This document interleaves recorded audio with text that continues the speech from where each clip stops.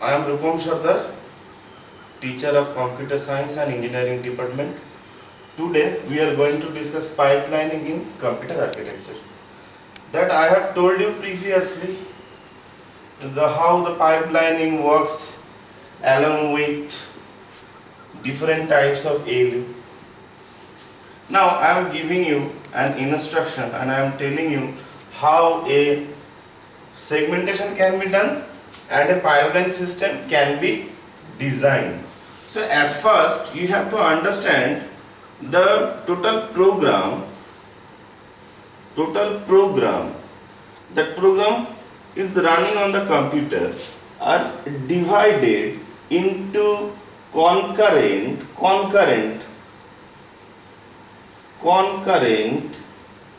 segments. What do you mean by concurrent segments? That means if I have told you very before, if I have the processing element 3, this processing element 3 or this 3 ALU is connected with a single PE, I am using this 1, using this 2, using this 3. Our motivation is not to use 1, not to use 2, not to use 3 in different clock cycle. What is my motivation? My motivation is to design a system which will run 1, 2 and 3 parallelly. This is our motivation. So what is the definition can I give for a pipelining system? So the pipelining system, the processes are divided into sub-processes which are called segments, and we want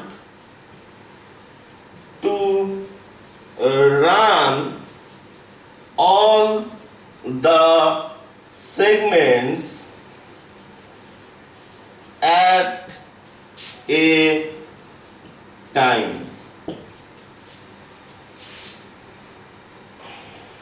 Okay. So now I am giving you an example which will give you more accurate knowledge about this. Suppose we are going to design a system that is I is equal to AI multiplied by BI plus of CI. So I want to execute this instruction and I goes to I is equal to 1, 2, 3 up to 7. That means it will perform A1 multiplied by B1 plus C1. After that it will multiply A2 multiplied by B2 plus of C2, and up to this A7 multiplied by B7 plus of C7. So this is our motivation. So if I am running this 1 by 1, then it is called a non-pipeline system. But our target is to design pipeline system. Our motivation is to design a pipeline system. So how can I design this for a pipeline system? So I am designing like this. This is our R1 and here A1 enters. And here is BI where R2 is responsible to take the BI value.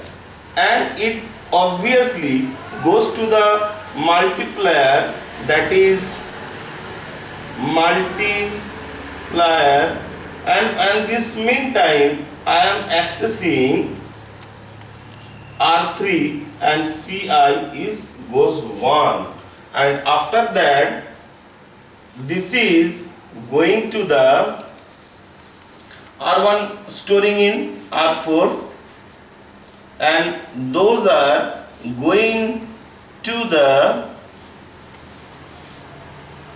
adder, and adder is stored in R5. Adder is stored in the R5. So this is our, so I can get here segment 1, segment 2 and segment 3. Segment 1, segment 2 and segment 3.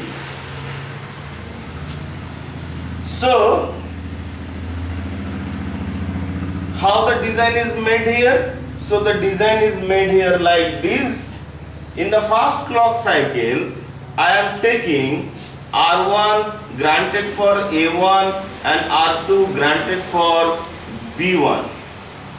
In the next clock cycle, obviously multiplied, that is R4 goes to R1 multiplied by R2, R3 multiplied by R3. But what I have taken here? R4, na? So R4 goes here and R3 is taking the value of C1. And here in the next segment I am getting here the R5 is taking the value of R3 plus of R4. Okay, so this is the function. Now look at here. If I am designing R1, so R1 and R2 is free here, na? Because this is multiplied in this section in R1 and R2. So here is A1 and B1. So these two spaces here we are getting, two spaces are free. R1 and R2 are free here. So I can write here R1 is equal to B A2 and R2 is equal to B2, and this section come to this. After this segment, this is come here, so R4 is equal to R1 multiplied by R2. Here R2 is A2 B2, and in this meantime what can I do here? I can do here R3 taking C2 value, and here R5 is multiplied, is added by R3 R4, which is A1 plus B1, and this is C1. So this is the basic design of pipelining. So after this, next class will happen very soon. Thank you very much.